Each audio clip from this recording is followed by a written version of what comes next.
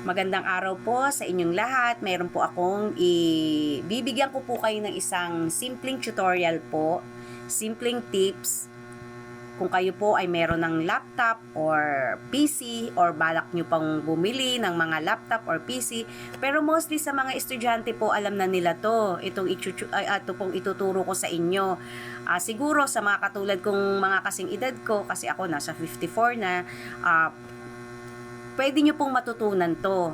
Bakit ko po tinuturo ito? Kasi ito po ay napaka-importante. Simple lang pong tip pero napaka-importante po sa isang laptop or isang computer. Ito pong ituturo ko sa inyo ay kung paano po shutdown ng isang PC or isang laptop. Dapat po kasi dapat po hindi tayo magpapatay sa button dito. Yung iba po kasi basta nalang hinihila or pinapatay dito sa button, pero hindi po dapat yon. Dapat po ay dumaan tayo sa isang proper shutdown. Saan po ba makikita ang proper shutdown? Dito po sa may parang flag. Dito po. So, pag pinindot nyo po yan, i-click nyo po yan, makikita nyo yung power. Pag pinindot nyo po yung power, lalabas po itong shutdown. Ayan po ang pipindutin nyo para mamatay ang inyong PC, para i-off po. So, bakit ko po tinuturo sa inyo? Napakasimple lang po niyan, pero bakit ko po tinuturo? Kasi importante po yan. Bakit po? Kasi alam nyo po ba ang hard disk? Ang unang-una pong maaapektuhan yan, una, yung program. Pangalawa po, yung hard disk. Yung program po, pag hindi natin pin-proper shutdown, maaari pong magkaroon ng problema tayo sa program. Pwede i-reprogram uli yan, i-format, kasi nga po hindi natin napa-proper shutdown, nakukurap po ang ating program. Pangalawa, yung hard disk po. Bakit po ba masisira ang hard disk?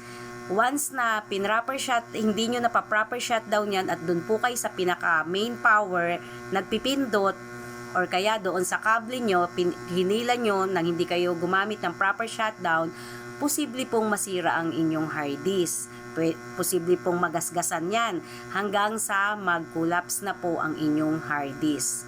Iyan po ay napakasimple lang na itinuturo ko po sa inyo kasi diyan po magsisimula ang pagkasira ng inyong hard disk. Dahil ang hard disk po natin, yan po ay nagsisilbing bodega ng ating mga files. Napaka-importante po niyan. Pag yan po nasira ang ating files, may hirapan na po tayo ma-retrieve yung ibang mga files na nandoon sa loob ng inyong hard disk.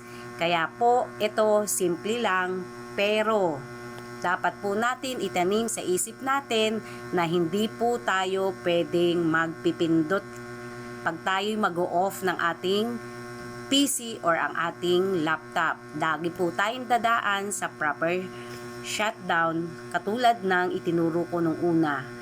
Okay po, sana po naliwanagan kayo sa aking mga sinabi at ito'y po'y simple lang pero sana matanim din po sa mga isip natin na lalong-lalo na po sa mga nag-uumpisa pa lang po gumamit ng mga computer or laptop. Okay po, ito po si Mamita na nagsasabing magandang araw po sa inyong lahat. Sana po may natutunan po kayo sa aking simpleng itinuro.